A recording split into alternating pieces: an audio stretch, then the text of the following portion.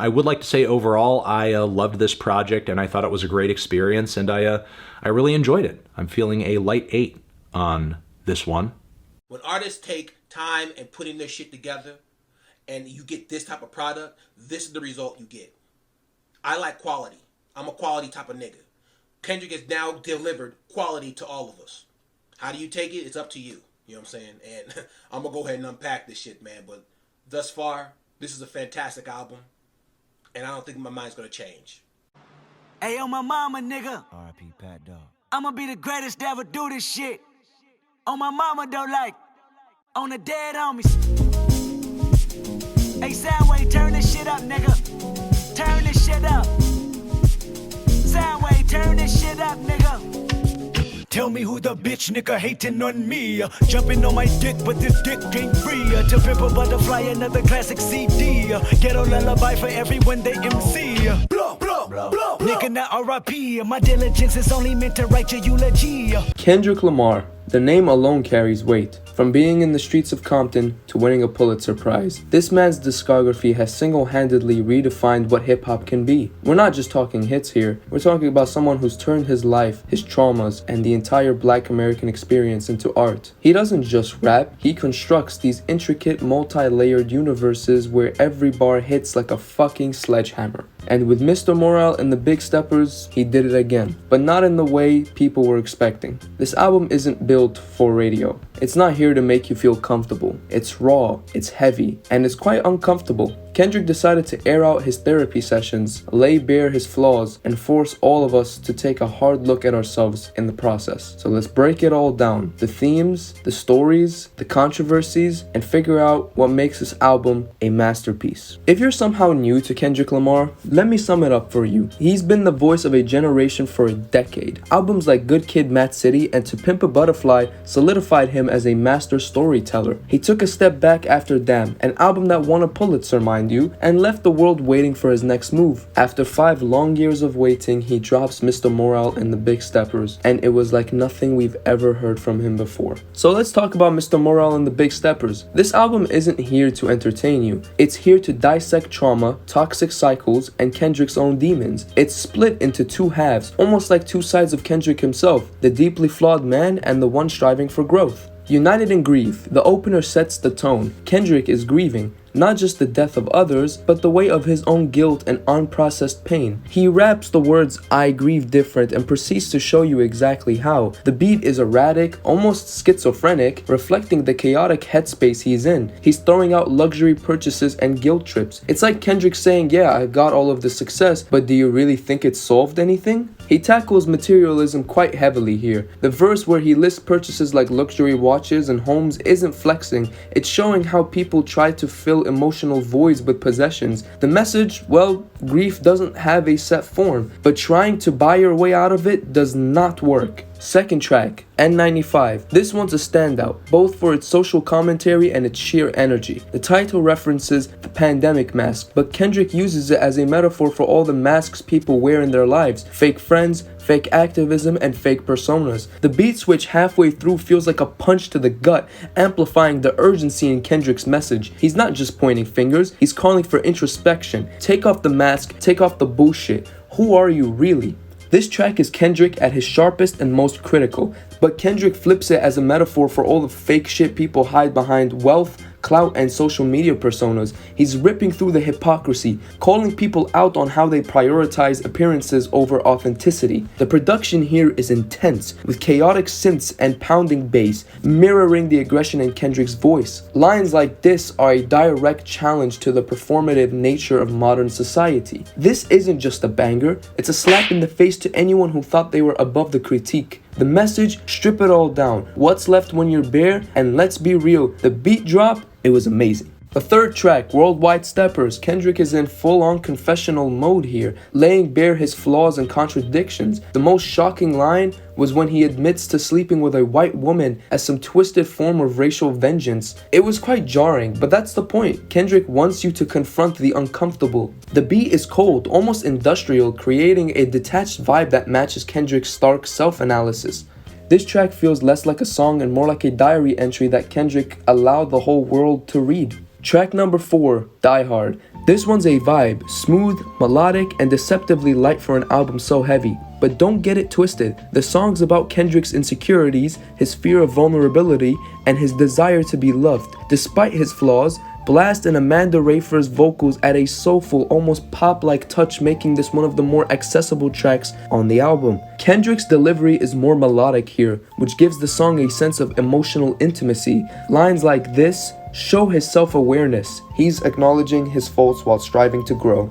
Track number 5, Father Time, featuring Sampha. This one was brutal. Kendrick dives deep into his daddy issues, pointing out how the toxic masculinity he learned growing up shaped the man that he is today. He's vulnerable as fuck here, calling out the old school man-up mentality for what it is, damaging. Sampha's haunting chorus ties it all together, making you feel the weight of Kendrick's realizations. The song does not just explore Kendrick's pain, it's also a critique of how society equates masculinity with emotional suppression. Track number 6, Rich, Interlude. Baby Keem steps in here with a spoken word style performance. It's less of a traditional song and more of a narrative about generational wealth and the scars that come with it. The interlude's chaotic energy feels like an emotional breakdown set to music. Track number 6, Rich Spirit. Kendrick slows things down on Rich Spirit, but don't let the chill vibe fool you. This track's all about the internal tug of war between staying grounded and being tempted by fame's distractions. He's reflecting on how the pursuit of material wealth often conflicts with spiritual fulfillment. The minimalist beat lets Kendrick's voice take center stage, and he switches between melodies and straight bars effortlessly. This line speaks to his internal conflicts. He's both the grounded spiritual man and the ambitious one chasing status. The track's laid-back vibe almost feels like a self-soothing mechanism as he works through his own doubts. Track number 8, We Cry Together, featuring Taylor Page. Now, this track is a goddamn war zone. It is a toxic relationship distilled into 5 minutes of pure chaotic screaming. Kendrick and Taylor Page play off each other in this back and forth argument that's so real it's uncomfortable to listen to, but that's the point. It's a mirror, and what's wild is what it transitions seamlessly into a beat that you could almost vibe to if you are not so emotionally wrecked by all of these lyrics. It's also one of the most ambitious songs in the album. Track number 9, and the last track that is on the first disc of this album, Purple Hearts, featuring Summer Walker and Ghostface Killah. This track is smoother than butter, but the message hits just as hard. It's about love, forgiveness, and letting go of pride. Summer Walker's vocals give the song a soulful edge, while Ghostface Killah comes through with a verse that's both raw and quite heartfelt. Kendrick's lines like this hit like a wake-up call. He's telling us to stop letting noise, whether it's pride, ego, or societal pressure, to get in the way of real connections. The production, with its lush strings and groovy beat, creates an atmosphere of calm introspection,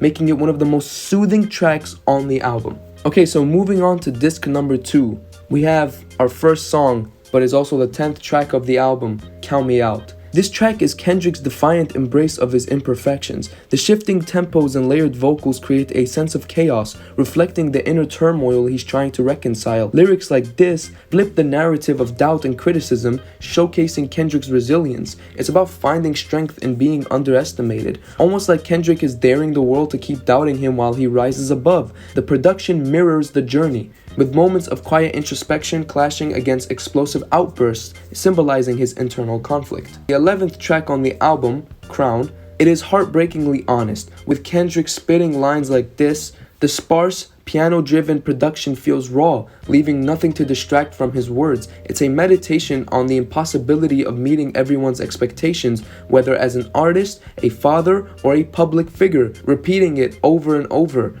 Kendrick forces listeners to sit with the discomfort of their own expectations of him and themselves. It is a vulnerable moment of liberation, yet it leaves a bittersweet aftertaste. Track number 12, Silent Hill, featuring Kodak Black. This track delivers a hypnotic groove pairing Kendrick's introspection with Kodak Black's gritty realism. The minimalist beat and catchy hook made it a more accessible track, but the lyrics still pack a punch. Kendrick reflects on the pressure of success, his coping mechanisms, and the persistent weight of doubt. Kodak's verse, while it is different in style, it adds a rawness that complements Kendrick's calculated delivery. The contrast between their voices creates an interesting dynamic, highlighting their shared struggles despite their different paths. Track number 13, Savior featuring Baby Keem and Sam Dew. This is Kendrick at his most confrontational, reminding listeners that he is not their savior, no matter how much they want him to be. The hard-hitting beat underscores the urgency of his message, while Baby Keem's verse brings a youthful energy to the track, creating a layered dialogue about generational expectations. Kendrick challenges the idolization of celebrities, pointing out how people project their needs onto public figures instead of taking accountability for their own lives. This line is a reality check, not just for his fans, but for the culture at large. Track number 14, Auntie Diaries. Auntie Diaries is one of the most daring songs on the album. Kendrick tackles the sensitive topic of transgender acceptance through deeply personal storytelling. He recounts his experiences with his transgender relatives, moving from ignorance to a place of understanding. Lines like this are delivered with disarming simplicity, forcing the listeners to confront their own biases. The track's rawness and candid exploration of taboo topics makes it one of the most important moments on the album. It is so uncomfortable, it is so messy, but it is so necessary, pushing the conversation forward in ways few mainstream artists have done.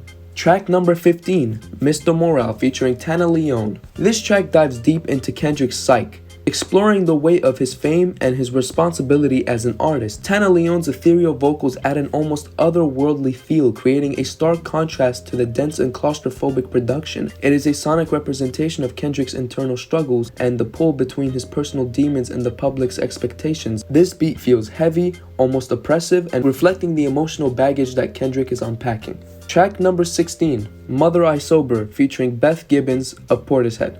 This is the emotional core of the album. Kendrick lays bare his soul, addressing generational trauma, sexual abuse, and the cycle of pain that's passed down through families. The haunting vocals of Beth Gibbons amplify the track's weight, adding a layer of sorrow that's impossible to shake.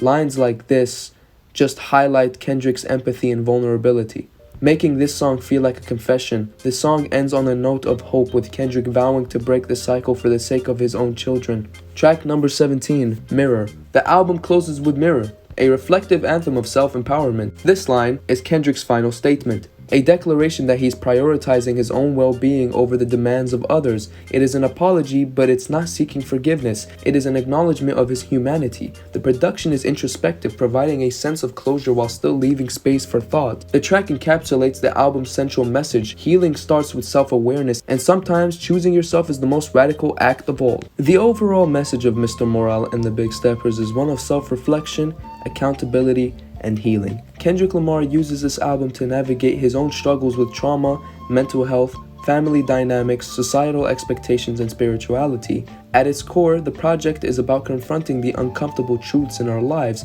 the things we bury, ignore, or justify, and finding a path towards growth even when it's painful. Kendrick doesn't present himself as a hero or a savior. He is so brutally honest about his flaws, insecurities, and mistakes. He acknowledges his privilege, his contradictions, and the generational cycles of pain he's trying to break. Through his raw introspection, Kendrick encourages listeners to do the same. He encourages you to face your past. Tracks like Mother I Sober and Father Time remind us that unresolved trauma can shape us in ways we don't fully understand. By acknowledging these wounds, Kendrick shows that healing is possible. Kendrick encourages to own your mistakes. In tracks Crown and Savior, Kendrick addresses the pressure of being idolized and emphasizes the importance of self-awareness and humility. We cannot expect others to fix us or be perfect, just as we can't hold ourselves to impossible standards. Kendrick encourages the listeners to break the cycle. Songs like Auntie Diaries and We Cry Together challenged listeners to think critically about generational and societal norms, whether it's prejudice, toxic relationships, or ingrained behaviors. How can the listeners reflect and relate to this album? Listeners can reflect and relate to this album by recognizing its shared struggles. Kendrick's honesty creates a mirror for the audience, whether it's dealing with childhood trauma, navigating love, or questioning societal norms. The themes are universal. Listeners can find pieces of their own lives in his stories, sparking introspection. Listeners can also reflect and relate to this album by letting go of perfectionism. This line from Crown is something that anyone can relate to in a world of constant judgment. Kendrick's choice to prioritize his own peace encourages listeners to set boundaries and accept that it's okay to focus on themselves. Listeners can reflect and relate to being vulnerable. Vulnerability is not weakness, it is growth.